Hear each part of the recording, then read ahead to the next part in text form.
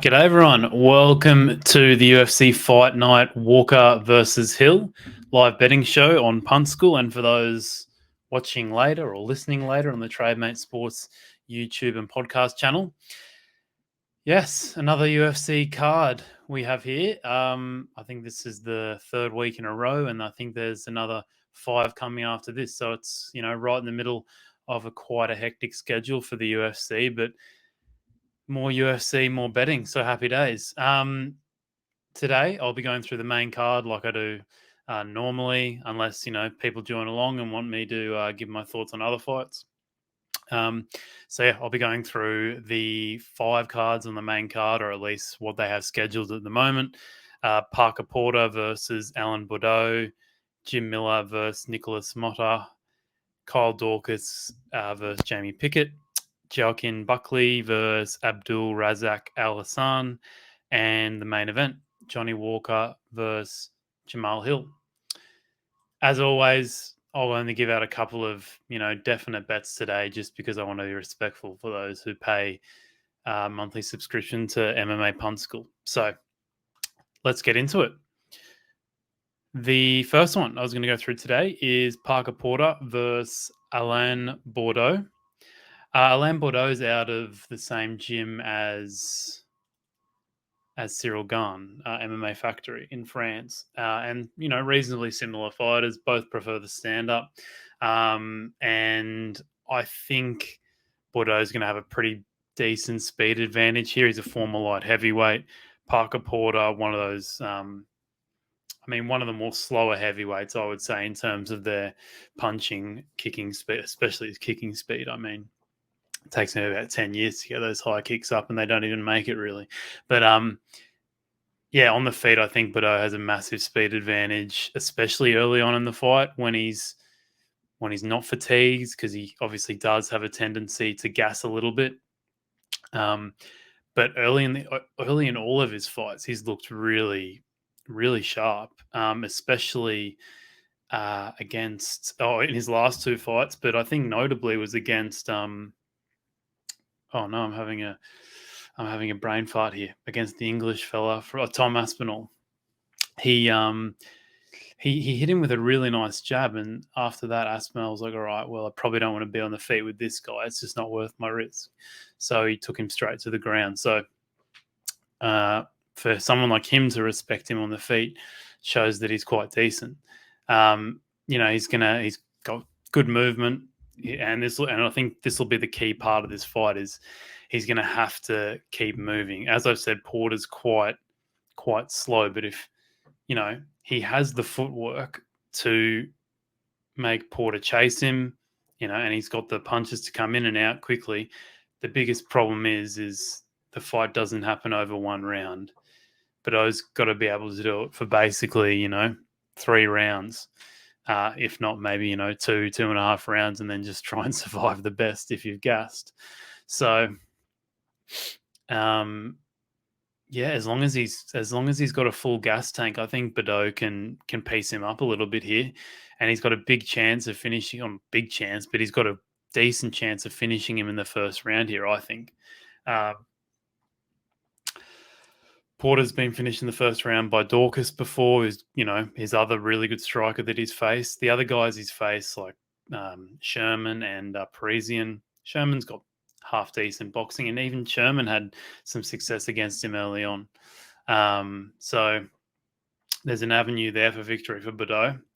But if Porter can avoid an early stoppage, I can see Baudot slowing down from there and just eventually getting stalked, I guess, by Porter, getting him up against the fence, leaning on him, possibly getting a takedown. When Baudot's fatigued, I'm sure he could probably get a takedown, and potentially finish him. If Baudot does really tire, he's more likely to be finished than make his way through to a decision. So, do I think Porter can get him down early? I don't really think. I don't really rate his wrestling all that much. Baudot's wrestling doesn't look terrible. From memory, I believe Baudot stuffed a lot of takedowns from Nascimento in round 1. So I mean, the thing is with Baudot, like as long as his gas tank's there, he's better. He's a much better fighter than Porter. The problem is he's got to do it for 3 rounds. So that's where these odds kind of come into play. So, yeah, I can see Baudot stopping takedowns early, but as it goes on, I think he's in big trouble. I think Baudot, definitely has one good round in him. Not sure he has two. The good thing is that unlike Aspinall and Nascimento, Porter's not got the same movement, so he's not going to have to be as agile on his feet to strike with him. He can kind of relax, then move, relax, then move, and he'll be able to get out of danger. But against better strikers, quicker strikers, you kind of always got to be on your toes. So I do think he'll get a little bit more rest in there, and maybe he'll be able to go a good 2 rounds. But after that, I don't have too much trust in him from there. It could be anything. But I mean, he's got a great team. He's still improving. Like considering he has the same team as Cyril Gane, he should have a pretty similar game plan to what Cyril Gane has most of the time, which is kind of staying on the inside, coming in, coming out, tapping him, all that kind of stuff. Not going for the killer blow, but more so just, keeping him at range and touching him up a bit. But I mean, he's a completely different fighter. He's not Cyril Gane. Cyril Gane's, one of the best heavyweights we've ever seen in terms of movement. So, yeah, I think if you weigh all these things together, Baudot's chance of an early stoppage, from being a much better striker, I believe, and his movement. I mean, yeah, if you mix the chance he's got of, winning through an early stoppage and you mix that in with the fact that potentially he could win the first 2 rounds and then hold on to win a decision. I mean, I think 3 or sorry, I'll just, I'll share my screen here.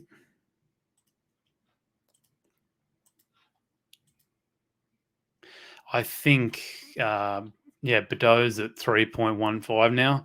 I think I would definitely price Baudot around 2.75. So I think that's a decent price there for Alain Baudot. Just looking at some of the other markets, you could have a play around with the knockout market here because I think his chances do kind of weigh a lot on the knockout here. So yeah, you could look at that. I'm trying to think some other ones you could potentially look at is, let's have a look at how the fight will end. Either fighter to win by KO at 178. I think that's pretty decent too. I mean, it's a good chance of, if we're looking at if the fight goes the distance, which is 145 to not go the distance, like a lot of, I think the submission is, I mean, obviously Baudot could be submitted by Porter, but maybe it should be a little bit. Maybe this, you know what I'm saying. It should be, maybe this should be more 170, 160, something like that. But yeah, so there's some avenues you guys can go down. But yeah, I do think Baudot's just a little bit too high at the moment. But just be wary of what I said. Maybe lean towards, round 1 or 2 finish, something like that. Alrighty. Next one.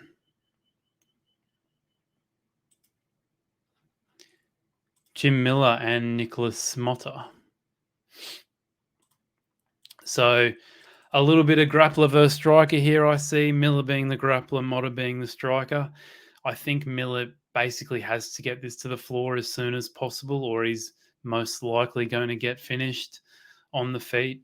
I think Motta's got really nice fast hands, and he's got these really nice, I call them, I guess, straight hooks, because they are hooks, but they're not, the crazy wild kind of hooks you're going to see. They're really well educated hooks, and they're really nice and straight, and they come really quickly and in bunches too. Yeah, and Motta's going to have a massive speed advantage there. So I think if Miller gets in too close, spends too much time in the phone booth with Motta, I think a KO is most likely going to happen in Motta's favour. Um, so, that's a possibility here. But the thing with Motta is, this is his first, this is a huge leap in competition for him, going from a contender series fight. I can't remember who he fought in his contender series, but going from a contender series fight to a fight against Jim Miller, who has the most UFC fights in the history of the UFC, and he's on a 15-month layoff. It's just like it's the money line's at about 1.5 for Motta right now. It's a huge gamble to be taking on a prospect, a bloody good prospect. But I mean, it is a yeah. They're pretty short odds for a prospect. I'm not saying it's not deserved or not. I don't really have much of an opinion on that. But yeah, he's been away for 15 months. I'm sure that Motta's improved in a lot of areas. Hopefully, his wrestling more so for this, for the sake of this fight.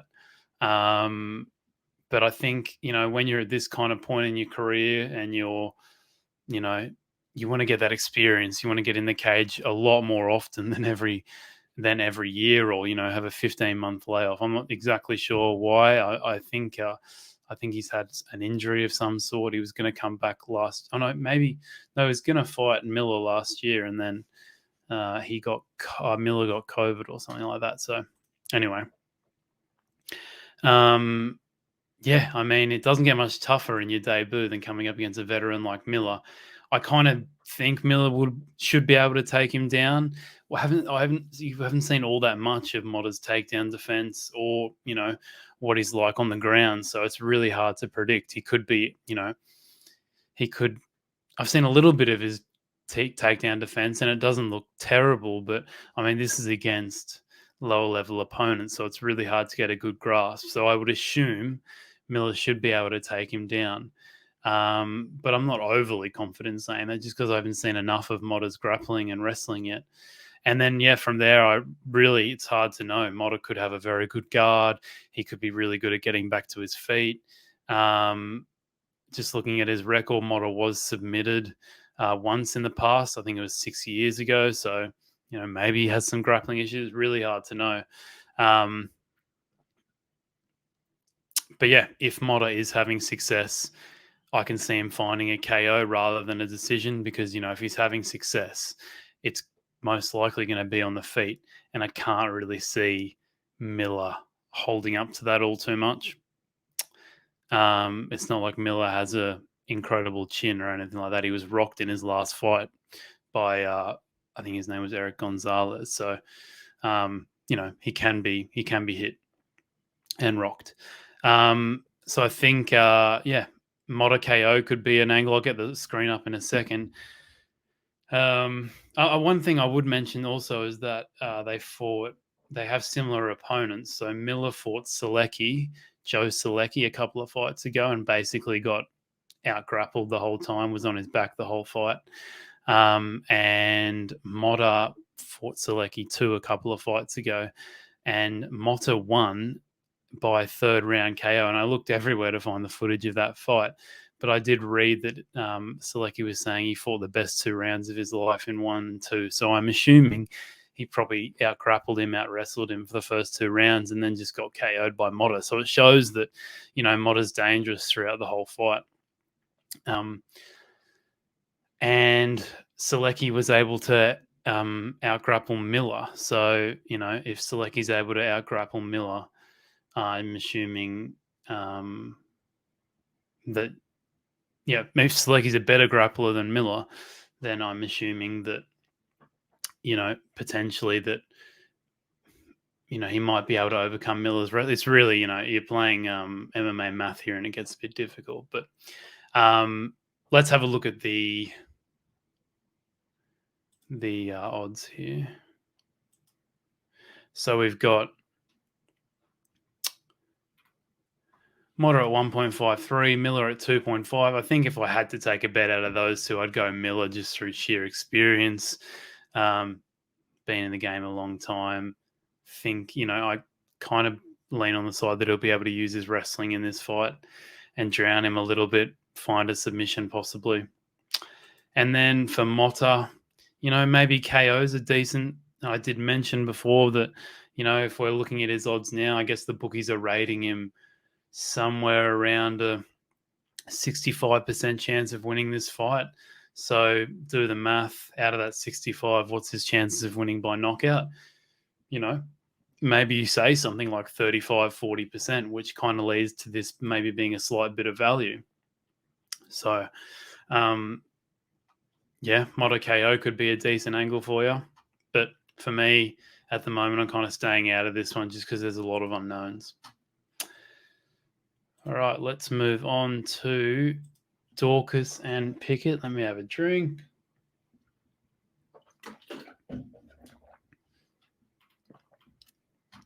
By the way, shout out to Sportsbet. I mean, if you're able to bet with Sportsbet, I think they have the most.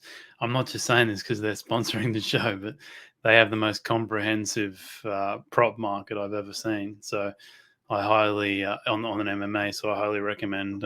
If you're able to get them to use them as much as possible. I mean, new one that they brought through lately was double chance alternate. So you can bet on two fighters to win by, two different things. So I think that's quite cool. But anyway, I'm rambling on here. Daukaus and Pickett. I think Daukaus is basically better everywhere. Not by huge margins. But in the stand-up, I think he's a lot more aggressive. I think he's more confident. He's got sharper, straighter punches. He's got, better boxing. He's just a lot more sure of himself. Whereas you look at Pickett and he has all the athletic attributes to be an awesome fighter. He's built like John Jones. His reach is outrageous. I think it's like 80 inches. I could be completely wrong there, but I think it's ridiculous. So he has all the tools, but he just can't use them. Like I feel like at this point we're just waiting for him to learn how to use his tools a lot better, and it's just not happening. I mean, against Joseph Holmes, he really should have been able to put it on Holmes and finish Holmes. I believe Holmes was gassed after one round, very sloppy. And Pickett, seemed okay, and he was just really happy to do nothing essentially, and maybe throw a few jabs and leap in with a few punches, but then he just wanted to push him up against the fence. So anyway, I just think, I think Daukaus has an advantage there. He is at a reach disadvantage by against Pickett, obviously, but I don't think Pickett uses his reach at all well. In the wrestling, I think Daukaus is better. Pickett really hasn't shown me anything impressive in terms of his wrestling. I think Daukaus, maybe the weaker part of his game is wrestling. But I think he can probably take Pickett down. Or at least I think he'll win those exchanges against the fence. But I think Daukaus' probably biggest advantage overall is probably in the grappling and submissions. Haven't seen too much of Pickett on his back, so I can't make too many bold claims there. But Daukaus has got a load of really nice chokes. And I was listening to another podcast that made a great point about how Pickett kind of dives in against the fence, and his takedowns are a little bit sloppy, and Daukaus has a good Darce choke. Sorry, so they were saying that there's a good chance he could lock that in. So I think that's worth mentioning too. Overall, he's just a better mixed martial artist. Daukaus is so. Pickett coming in on short notice too. I'm just giving you all the reasons to back Daukaus here. I think the highest I would if I was setting the line for this, Daukaus 1.35, still probably a bit short. I kind of think Pickett's best chances are by KOing him, just, getting some kind of punch in somewhere and finishing him on the feet. I couldn't imagine him being able to out-wrestle Daukaus to a decision or, beat him in the grappling and hold him down. I just cannot see that. So I think Pickett's best chances is by getting a lucky kind of punch or, getting him with a knee of some sort. And Daukaus has been, he's been caught with a lot of knees in his career. So that's an avenue there. But I don't really see, I'll get the odds up. I don't really see any bets at the moment. I did like Daukaus inside the distance, but I just think it's a little bit too short at the moment. Here are the odds here. Maybe the best bet to go with, and I hate to say it, is a Jamie Pickett KO. I really struggle to see how he wins a decision or gets a submission. So I think a lot of this 320 is based on him getting some kind of knockout. So, Jamie Pickett at 6 for KOs, maybe my recommendation there. But for me, I don't think I'll be taking that bet personally, just because I think Jamie Pickett is, I wouldn't say he's overrated, but I think he's been reasonably lucky in some of the opponents he's been able to get. He's just beaten all of them, and I don't think he'll be in the UFC for much longer. Sorry, Jamie, if you're listening. All right. Joaquin Buckley and Abdul Razak Alhassan. I know a lot of people are excited for this fight. Should be a good scrap, especially early on. And I think Alhassan's chances just weigh heavily on getting a first-round finish or getting a knockout at some point in the first or second round. I think his gas tank is really just not good enough to have the power to finish Buckley outside of that first or, early second round. So if Buckley's smart, he gets, Alhassan wrestling up against the cage as soon as possible, tries to get him down, or, just really tries to avoid those big strikes from Alhassan early and get this into the later rounds. There's a blueprint here basically for Buckley to win. And it's, the blueprint's been shown across all of Alhassan's career of how to beat him. If you can avoid the big strike early on, his chances are just, significantly diminished. So I think Buckley's always kind of improving in the stand-up. He always looks a bit better each time. His biggest problem is those high kicks from taller fighters, especially Arroyo and Di Chirico. He does have a tendency to be caught with some high kicks. And as we know in Alhassan's last fight, he loves a high kick too.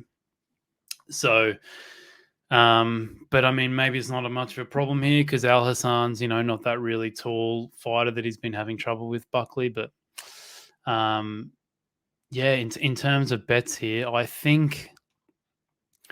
do think that once it gets, beyond those first couple of minutes and beyond the first round, Buckley's most likely going to finish him at some point. Most likely going to finish him. I think he can get him down. I think he's going to be the better striker throughout the second and third rounds. Let's have a look at the odds here. Yeah, you got Joaquin Buckley at 154. Abdul at 243. I think those odds are just about right at the moment. My play here would be to go with Alhassan via KO at 3.1. I think if, out of that 2.43, which I think could get a bit higher, his chances of winning, they're so weighed heavily towards winning by knockout. So, yes, I recommend that as a bet, 3.1. I'd probably take that, down to 2.75-ish, something like that. The chances of, Alhassan winning by decision or submission are just minuscule. They're very, very low. So, yeah, I don't mind that bet at all, and that's something I would, recommend that. Last fight, the main event. Let me just turn this on. All right. The main event. Unfortunately, the props aren't out yet via Top Sport. So I will get. Oh, it is off my screen. All right. Yeah. Walker versus Hill. I think, Walker's going to have a decent size advantage here. A couple of inches in height, I would assume in reach too. I think he'll want to keep.